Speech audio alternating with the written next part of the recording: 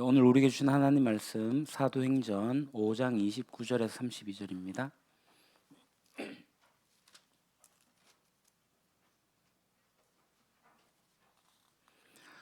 사도행전 제5장 29절에서 32절.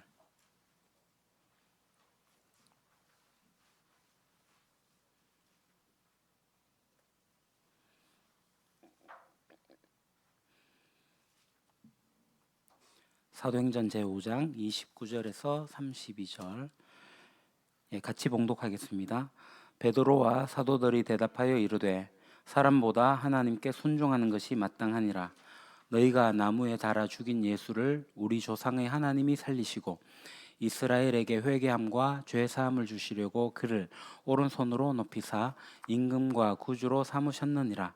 우리는 이 일의 증인이요 하나님이 자기에게 순종하는 사람들에게 주신 성령도 그러하니라 하더라. 아멘. 어제 저희 어머님의 장례를 치렀습니다. 사실 제가 오늘 설교를 죽음과 삶에 대해서 주제를 가지고 이제 준비를 하다가 갑작스레 장례를 치르게 되면서 이런저런 많은 생각들을 해보았습니다. 저는 장례식장을 많이 가보았습니다. 조문하러도 갔지만 특히 이제 장례 예식에 많이 참석을 했습니다. 그러면서 늘 느끼는 게 뭐냐면 정신없이 휙휙 지나간다라는 거예요. 발인 예식은 저희는 어제 매장을 했지만 화장장에 예약 시간이 잡혀 있다 보니 빨리 급하게 좀 치르는 감이 없지 않아 있기도 하고요.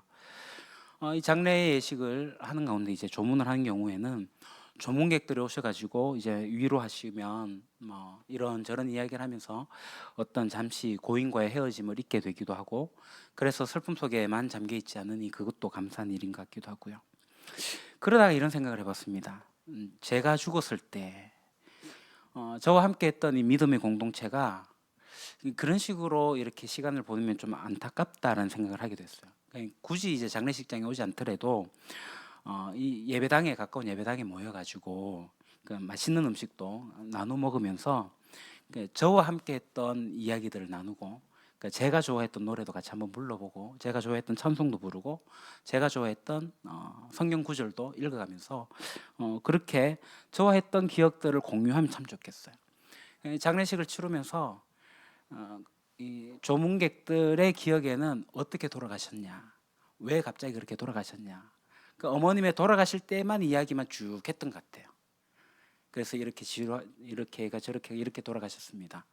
그냥 살아생전에 어떠한 어머님의 어떤 그런 신앙의 모습들 이런 이야기보다 돌아가시는 그 얼마간의 시간만 가지고 집중해서 이야기하던, 그래서 좀 어머님에 대한 생각이 조금 달라지는 그런 생각을 해봤어요. 그래서 지금의 뭐 장례 예식도 장례식의 어떤 문화도 참 좋은 것 같지만 좀 더 어떤 고인과의 좀 애틋한 어떠한 만남들을 메모리얼 좀 기억하면서 좀 나눌 수 있는 그런 시간들이 좀 더 있으면 좀 풍성하지 않겠나. 물론 헤어짐의 슬픔이 있긴 하지만 우리는 부활의 소망이 있으니까 행복한 추억을 가지고 장례식을 치러도 참 좋겠다, 이런 생각을 해보게 되었습니다. 지난 주일에 이 죽음에 대해 가지고 성경이 말하고 있는 두 가지 관점을 이야기했었는데요. 먼저는 죽음이 끝이다라고 생각하는 사람들이 있다는 거예요. 고린도전서 15장 19절, 그리스도 안에서 우리가 바라는 것이 이 세상에만 해당되는 것이라면 우리는 모든 사람 가운데서 가장 불쌍한 사람일 것입니다. 그리고 이 죽음의 끝이 아니다라는 관점도 있습니다. 20절에 바울은 이렇게 이야기합니다. 그러나 이제 그리스도께서는 죽은 사람들 가운데서 살아나셔서 잠든 사람들의 첫 열매가 되셨습니다. 이게 우리의 신앙이죠. 죽음이 끝나는 게 아니라 죽음 이후에 부활하게 된다라는 거예요. 그래서 우리는 이 죽음에 대한 부담감을 좀 덜게 되었습니다. 그것은 바로 예수님께서 첫 열매로 부활하셨기 때문입니다. 예수님께서 부활하셔서 죽음의 권세를 이기셨기 때문에 죽음이 우리 인생에서 고달프고 또 큰 사건이면 틀림없지만, 그러나 이 죽음이 부활을 기다리는 어쩌면 편안한 휴식이라는 것을 생각하고, 그래서 우리가 이제 앞서거니 뒤서거니 하면서 이 죽음의 날을 맞이할 때도 뭐 너무 슬퍼하지 말고, 물론 헤어지기에 슬프지만 부활 후 다시 만날 소망을 가지고 서로 위로하면 좋겠습니다. 그런데 문제가 있죠. 그러니까 죽음은 사실 우리 그리스도인에게 그렇게 두렵진 않은 것 같아요. 그런데 죽는 과정이 두려워요. 죽는 과정에 너무 아프면 어떡하나. 그리고 사랑하는 사람과 갑자기 헤어지는 그러한 슬픔은 또 어떡하나. 그러니까 이러한 것들이 죽음에 대해서 우리가 생각할 때 호락호락하지 않는 것 같아요. 근데 가만히 생각해 보면 이 죽는 것보다 더 두려운 것이 있는데 그게 뭐냐면 사는 거예요. 여러분 한번 생각해 보십시오. 죽는 게 두려우세요? 사는 게 두려우세요? 죽음도 두렵지만 그에 못지않게 삶도 굉장히 두렵습니다. 그냥 우리가 생각 없이 살면 그냥 사라집니다. 그런데 우리가 어떻게 살면 주님께서 기뻐하시는 삶일까? 어떻게 살면 우리에게 주어진 이 삶을 의미 있고 보람되게 잘 살 것인가? 그래서 우리가 어떻게 하면은 하나님께 예배드리는 삶으로 온전히 드리는 우리의 몸을 드리는 영적 산제사로 드리는 삶으로 살아갈 것인가? 뭐 이런 것들을 생각하면 굉장히 부담스럽고 그러니까 우리의 삶이 굉장히 조심스러워질 수밖에 없다라는 것입니다. 우리가 그리스도인으로서 예수 믿는 것 때문에 핍박도 당하고 예수 믿는 것 때문에 왕따도 당하고 예수 믿는 것 때문에 멸시를 받게도 되는데요. 제가 군대에 있을 때 종교 활동하는 사람들 중에 기독교인들 환자라고 불렀습니다. 환자. 특별히 교회 다니는 사람들만 유독 많이 괴롭혔던 것 같아요. 그 예배드리는 시각이 이제 소대장 축구도 하고 여러 가지 뭐 정비도 하고 이러다 보니까 교회에 간다는 것, 예배드리러 간다는 것은 되게 눈치 많이 보였습니다. 그러다 보니까 집단 괴롭힘들이 은근히 있어 왔었어요. 군에서 군 생활하는 게 쉽지가 않았습니다. 지금은 그렇지 않죠. 지금은 그렇지 않지만 그때는 그랬었어요. 비단 군대만이 아니라 우리가 그리스도인으로서 정의를 지키고 사랑을 지키고 나가게 될 때 받게 되는 희생과 여러 가지 어려움과 괴로움들이 있다라는 거예요. 그리스도인으로 살아가다 보면 손해를 많이 봐요.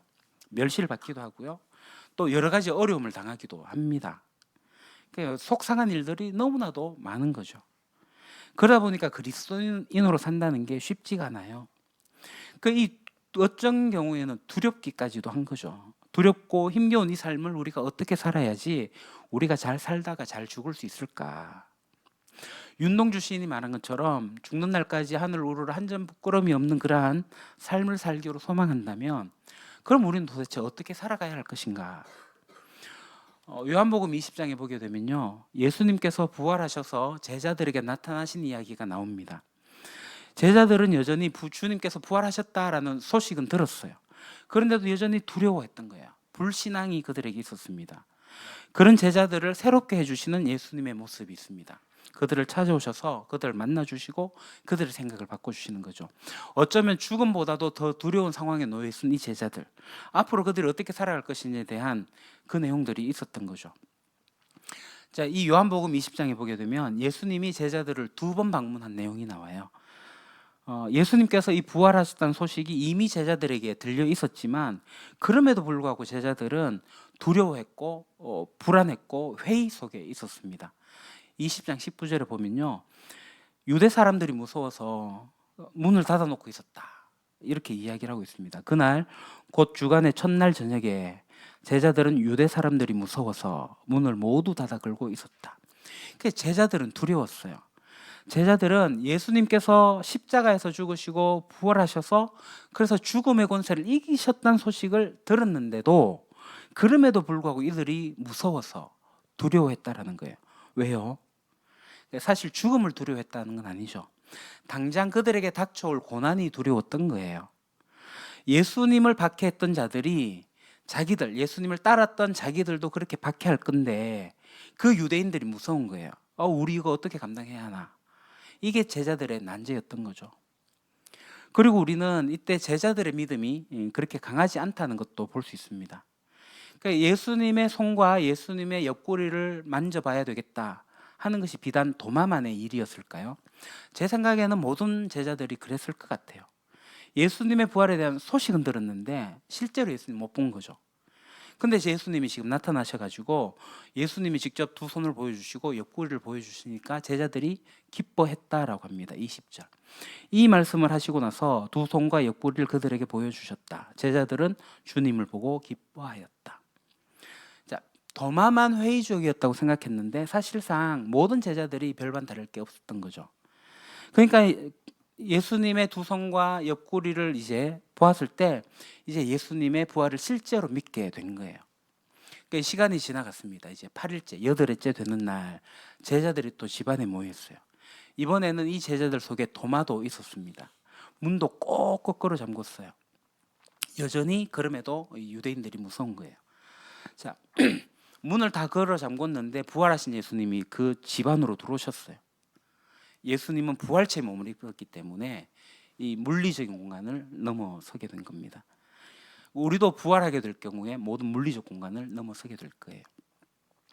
예수님은 무서워서 그렇게 꼭꼭 문을 걸어 잠궈 놓은 곳에 찾아오셔가지고 제자들에게 선물을 해주십니다. 먼저 예수님은 제자들에게 평화를 선물로 주셨어요. 19절에 너희에게 평화가 있으라. 21절에도 너희에게 평화가 있기를. 26절에도 평화가 있으라. 평화가 있으라. 이렇게 하십니다. 그리고 19절, 26절에 보게 되면 예수님께서는 그들 가운데 들어오셔서 말씀하셨다. 이렇게 이야기를 합니다. 그러니까 원어를 보게 되면요, 이 가운데라는 말을 메손이라고 합니다. 이 가운데라는 말은 여러 사람들이 모여 있는 그 한 가운데를 가리킵니다. 그러니까 예수님께서 이 제자들의 공동체의 중심에 좌정하게 됐을 때 제자들은 비로소 평화를 누릴 수 있었습니다. 그리고 이 메손이란 단어는 사람의 내부에라는 뜻도 있습니다. 사람 안에, 사람 속에. 그러니까 예수님께서 그 사람 안으로 들어가시는 거죠. 그러니까 예수님이 그 안에 있는 사람은 예수님이 주시는 평안을 누릴 수가 있게 됩니다. 그리고 이 메손이란 단어는 누구와 누구 사이에라는 의미도 있습니다. 특별히 깨어진 관계 사이에라는 뜻으로 번역이 되어집니다. 그래서 사람과 사람 사이에 예수님이 계실 때, 메손하게 될 때 23절에 보게 되면 너희가 용서하면 그 용서가 이루어질 수 있다라는 거예요. 왜냐하면 예수님께서 그 사이에서 중재자가 되시고 화해자가 되시기 때문입니다. 여러분, 예수님이 평화를 주셔서 너희에게 평화가 있기를 이렇게 축복을 하신 거예요. 그들 가운데 오셔서, 그들 사이에 오셔서, 그들 안에 오셔가지고. 그러니까 평화가 있기를 이렇게 축복을 하셨는데, 그러면 제자들의 삶이 평탄해졌을까요? 그렇지 않습니다. 부활하신 예수님께서 제자들에게 나타나셔가지고 3번이나 평화가 있기를 이렇게 축복하셨음에도 불구하고 제자들의 삶은 그렇게 평탄하지가 않았습니다. 그런데도 제자들은 평화로울 수 있었습니다. 그들 가운데 예수님께서 계셨고 그들 안에 예수님이 계셨고 그들 사이에 예수님이 계셨기 때문입니다. 갑자기 나를 둘러싼 모든 환경이 평탄해지진 않았으나 그들과 함께 계시는 예수님 때문에 그들은 평화로울 수 있습니다. 그리고 22절에 예수님은 숨을 불어넣으셨다 말씀하십니다. 이렇게 말씀하신 다음에 그들에게 숨을 불어넣으시고 말씀하셨다. 성령을 받아라. 자, 숨을 불어넣으셨다. 이 말은 성경에 앞서 2번이나 나오는데요. 먼저는 여러분이 잘 알고 있는 창세기 내용입니다. 하나님이 사람을 지으시고 생기를 불어넣으시는 그때 숨을 불어넣으셨어요. 하나님께서 손수지으신 사람이 이제 생명이 되게 된 거죠. 그러니까 성령 하나님께서 그때 성부 하나님과 창조 역사에 동참하셨던 거예요. 그때 이 생기를 불어넣으시는 이 표현이 사용되었고요. 2번째는 에스겔에 나옵니다. 마른 뼈들이 있는데 생기를 얻어서 큰 군대가 된 내용이에요. 사람아 너는 생기에 대언하여라. 생기에게 대언하여 이르라. 나 주 하나님이 너에게 말한다. 너 생기야 사방에서부터 불어와서 이 살해당한 사람들에게 불어서 그들이 살아나게 하여라. 이 에스겔의 환상은 실제로 일어난 사건이라고 보기는 없으나 성령 하나님께서 하나님의 때에 이 세상을 회복하시는, 그러니까 죽음과 다름없었던 마른 뼈와 같은 백성들을 새롭게 살아날 것이라고 하는 회복하시는 새로운 창조 역사에 성령 하나님께서 함께 사역하신다라는 겁니다. 그러니까 이 창조의 영이신 성령님께서 그 성령의 숨결을 통해 가지고 회복의 영이신 성령님의 숨결을 통해 가지고 성자 예수님께서도 성도들에게, 제자들에게 성령을 주시는 거죠. 성령을 보내주시는 것입니다. 창조의 영, 회복의 영, 그 성령 하나님께서 우리 성도들과 함께 하게 될 때 우리는 회복할 수가 있고 창조의 길을 갈 수가 있는 거예요. 자, 예수님께서 제자들에게 숨을 불어넣어 주시면서 성령을 받으라 이렇게 축복하시고 이미 시작된 하나님 나라를 이루어가는 주님의 동력자로 사용하신다는 것을 오늘 본문을 통해서 알게 됩니다. 주님께서 우리에게 어려운 사명을 주셨는데 우리가 못하는, 정말 이 환경 속에서 우리가 이걸 어떻게 감당해내나 하면서 그 역할을 주시는 게 아니라 친히 주님의 영으로 함께 하셔서 그 일을 같이 할 수 있도록 하나님께서 하시는 거예요. 이렇게 두 번째 선물로는 성령을 주셨습니다. 세 번째, 믿음을 불어넣어 주셨어요. 의심하던 제자들에게 확신을 주셨습니다. 가장 회의적이었던 제자가 고백을 합니다. 어떤 고백을 하죠? 나의 주님, 나의 하나님. 도마의 고백입니다. 이 고백을 할 수 있도록 예수님은 당신의 두 손과 옆구리를 내주시면서 그 사랑의 상처를 보여주셨어요. 그럴 때 제자들은 의심을 떨쳐버리고 믿음을 가질 수 있었습니다. 그리고 특히 이 도마의 고백, 나의 주님, 나의 하나님. 이 고백은 성경 전체를 봐도 정말 매우 뛰어난 고백입니다. 그리고 이 고백은 이 세상 나라를 정면으로 거스르는 그러한 고백이기도 했습니다. 당시 로마 황제가 도미티우스였는데요. 이 사람이 이제 나중에 황제가 되고 나서 이름을 바꿔요. 네로라고. 이 네로 황제, 기독교의 최대 박해자, 대표적인 기독교 박해자죠. 이 네로 황제는 자칭 주님이었어요. 자칭 하나님이었어요. 그래서 이 네로가 황제 숭배를 강조했고 자기 자신을 신격화했고 그렇게 했습니다. 근데 예수님을 주님이시오, 그러니까 하나님이라고 고백하는 이 교회가 못마땅한 거예요. 내가 주인이고 내가 하나님인데 예수가 주인이고 예수가 하나님이다 하고 있으니, 그래서 교회를 박해하기 시작한 거였죠. 그런 로마에 대항해서 초대교회가 했던 고백은 바로 이 도마의 고백이었습니다. 나의 주님이시오, 나의 하나님이시오. 우리의 주님이시오, 우리의 하나님이시오. 로마 황제가 주인이 아니라, 로마 황제가 하나님이 아니라 바로 나의 주님이시오, 나의 하나님은 바로 예수님이십니다. 이것이 초대교회의 고백이고 오늘 우리에게까지 온 고백입니다. 어쩌면 죽음만큼이나 두려운 삶의 고통과 슬픔을 걸어가는 제자들에게 그때의 상황은 녹록지 않았으나 주님을 힘입어서 할 수 있었던, 주님의 평안을 힘입어서, 주님께서 불어넣어 주신 성령을 힘입어서, 주님께서 확신하게 해주셨던 그 믿음을 힘입어서 할 수 있었던 고백, 이 초대교회의 고백이고 지금 이 자리에 모인 우리들의 고백이기도 합니다. 나의 주님, 나의 하나님. 부활하신 주님을 만나고 주님께서 주신 선물, 평화, 성령, 믿음, 그 선물을 받은 이 제자들은 그러면 어떠한 삶을 살게 되었는가? 사도행전 5장. 그들이 사도들을 데려다가 공회의회 앞에 세우니 대제사장이 신문하였다. 우리가 그들에게 그 이름으로 가르치지 말라고 음중이 명령하였소. 그런데도 그대들은 그대들의 가르침을 온 예루살렘에 퍼뜨렸소. 그대들은 그 사람의 피에 대한 책임을 우리에게 씌우려 하고 있소. 베드로와 사도들이 대답하였다. 사람에게 복종하는 것보다 하나님께 복종하는 것이 마땅합니다. 우리 조상들의 하나님은 여러분이 나무에 달아 죽인 예수를 살리셨습니다. 하나님께서는 이분을 높이시어 자기 오른쪽에 앉히시고 영도자와 구주로 삼으셔서 이스라엘이 회개를 하고 죄 사함을 받게 하셨습니다. 우리는 이 모든 일의 증인이며 하나님께서 자기에게 복종하는 사람들에게 주신 성령도 그러하십니다. 아멘. 제자들은 부활의 증인이 되었습니다. 조금 전에 우리가 살펴본 대로 요한복음 20장에는 두려워서 문을 꼭 걸어 잠그고 있던, 그래서 떨고 있던 제자들이었어요. 그런데 불과 얼마 지나지 않았어요. 사도행전 5장 달라진 모습을 보여주고 있습니다. 이들이 부활의 증인이 되었습니다. 예수님께서 이제 요한복음 20장 부활하시고 나서 제자들 만나서 제자들에게 사명을 허락하셨어요. 아버지께서 나를 보내신 것 같이 나도 너희를 보낸다. 이것이 제자들이 받은 사명이었어요. 예수님께서 이 세상에 오신 이유가 뭐예요? 죽으러 오신 거잖아요. 십자가 사명을 감당하기 위해 오셨어요.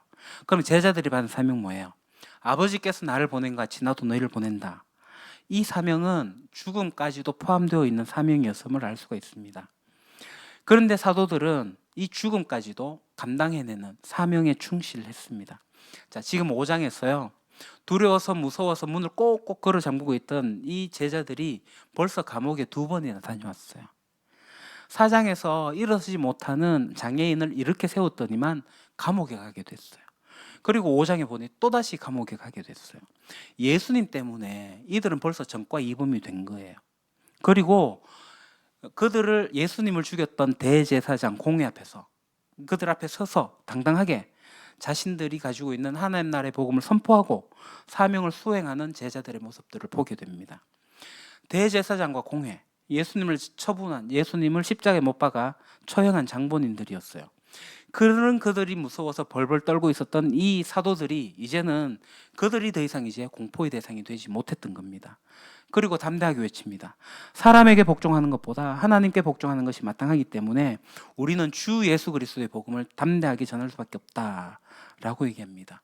그리고 32절에 우리가 이 일의 증인이다. 성령님도 그러하시다라고 이야기합니다. 이어서 5장 40절 42절 그리하여 그들은 사도들을 불러다가 때린 뒤에 예수의 이름으로 말하지 말라고 명령하고서 놓아주었다. 사도들은 예수 이름 때문에 모욕을 당할 수 있는 자격을 얻게 된 것을 기뻐하면서 공의회에서 물러나왔다. 그들은 날마다 성전에서 그리고 이 집 저 집에서 쉬지 않고 가르치고 예수가 그리스도임을 전하였다. 아멘. 이제 사도들에게 고달픈 삶이 시작되었습니다. 그런데 사도들은 이 고달픈 삶이 기뻤다라고 얘기를 합니다. 예수님과 함께 했기 때문에 체포되었고, 예수님과 함께 했기 때문에 투옥당했고, 예수님과 함께 했기 때문에 부당한 재판을 받았고, 예수님과 함께 했기 때문에 이 부당한 재판의 결과인 태형을 당하고, 예수님과 함께 했기 때문에 모욕을 당하는 그 고달픈 그 삶을 자기의 삶으로 받아들이고 기뻐하고 있는 사도들의 모습을 보게 됩니다.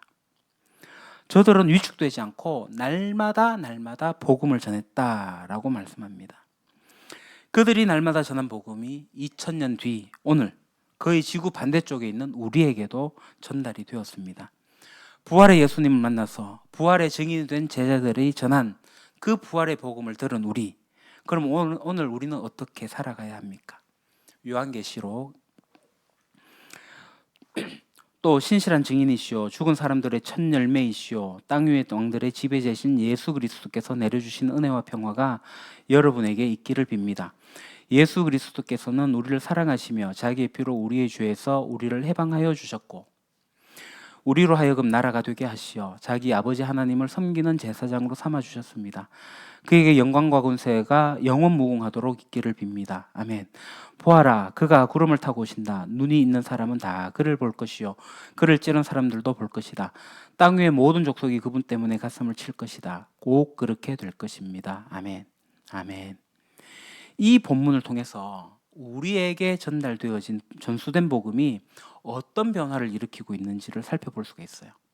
5절 6절을 통해 가지고 사도들이 고백한 그 고백, 우리의 믿음으로 함께 고백하는 그 고백을 발견할 수가 있습니다. 5절 예수 그리스도께서 우리를 사랑하시며 자기의 피로 우리의 죄에서 우리를 해방하여 주셨다, 이 고백을 하는 거예요. 그리고 6절 우리로 하여금 하나님 나라가 되게 하셨습니다. 우리는 하나님 나라 백성이 되었다라고 고백합니다. 그리고 하나님을 섬기는 제사장으로 삼아주셨다고 고백합니다. 이것이 니케아 신조를 비롯해서 우리 그리스도인들이 하는 고백입니다. 매일매일 하는 고백이 바로 이 개인의 고백이죠. 그리고 우리는 이 고백으로 기다리는 분이 계시는데 7절 보아라, 그가 구름을 타고 오신다. 구체적으로 어떤 모습일지 우리가 감히 상상할 수 없지만 하나님의 영광스러운 임재 가운데 약속대로 다시 오실 주님을 우리는 지금 기다리고 있습니다. 그때 모든 사람들이 주님을 볼 것이라고 성경은 말하고 있습니다. 그를 찌른 사람도 볼 것이고 예수님을 박해한 사람이나 예수님을 대적하고 교회를 핍박한 사람이나 모든 사람들이 주님이 다시 올 것을 볼 거라고 성경은 말하고 있습니다. 모든 족속이 그것 때문에 가슴을 칠 거라고 말하고 있습니다. 요한복음 서두에 나온 것처럼 예수님께서 빛으로 오셨는데 그 빛을 거부했던 사람들, 빛이신 예수님께 나오지 않았던 사람들, 그들이 그렇게 미처 준비되어지지 않았을 때 예수님이 다시 오신다면 그들 모두 예수님이 다시 오실 것을 볼 것이고 세상의 모든 족속들은 가슴을 치게 될 것이다 라고 본문이 강조하고 있는 거예요. 꼭 그렇게 될 것입니다. 이것이 우리의 믿음이에요. 이것을 이미 우리가 가지고 있지만 계속 재차 확인해야 돼요. 계속해서 강화해야 하는 것이 바로 우리의 믿음입니다. 말씀 맺겠습니다. 그래서 우리는 어쩌면 죽음보다도 더 고달프고 어쩌면 죽음만큼이나 더 두려운 삶을 계속 살아갑니다. 우리 주 예수님의 부활의 증인으로서 우리는 함께 걸어갈 수 있기를 소망합니다. 그것은 어쩌면 죽음보다도 더 두려운 삶일 수 있습니다. 우리에게 다가올 고통이나 모욕이나 어려움들을 생각하면 죽음보다 더 고달픈 삶일 수 있습니다. 그러나 부활하신 주님께서 우리 가운데 계시기 때문에, 부활하신 주님께서 여러분 한 분 한 분 안에 계시기 때문에, 부활하신 주님께서 우리 사이에 계시기 때문에 우리는 주님이 주시는 평안을 가지고 살아갑니다. 고통과 슬픔이 가득한 이 세상에서 주님께서 주시는 평안과 기쁨을 누리며 살아갑니다. 우리 안에 계신 성령 하나님, 하나님의 숨결인 이 성령님과 함께 우리는 아버지께서 예수님을 보내신 것 같이 예수님께서 우리를 보내시는 그곳에 함께 가면서 성령 하나님께서 같이 회복의 역사를 하십니다. 함께 부름을 받았고, 그래서 함께 보냄받은 공동체가 있기 때문에 우리는 한 사람이 개인적으로 어떻게 버티는 것이 아니라 함께하는 공동체가 이 사명을 같이 감당하고, 이 공동체가 함께 사랑하고, 이 공동체가 함께 수고하는 거예요. 그러다 언젠가 하나님께서 우리에게 주신 그 사명을 마무리할 때가 되었을 때 우리는 우리의 한평생 각자의 인생을 인도하시고 함께 하시고 사용하시는 하나님께 감사하시면서 사랑하는 형제 자매의 공동체가 배웅하는 가운데 주님 안에 잠들 수 있을 것입니다. 그리고 편안히 잠이 깨는 그날 우리는 모두 주님의 빛난 얼굴을 보게 될 것입니다. 기도하겠습니다. 아버지 하나님, 죽음보다도 더 두려운 삶을 우리가 살아갑니다. 그러나 이 삶 가운데 예수님이 제자들에게 주셨던 선물, 평화, 성령, 믿음이 있기에 오늘 우리가 믿음으로 하나님의 나라를 고백하고 제사장으로서 이 땅 가운데 살아가며 하나님 백성으로서 살아가요. 주님께서 다시 오실 그날을 기다리며 우리가 평강과 기쁨 가운데 갈 수 있음을 고백합니다.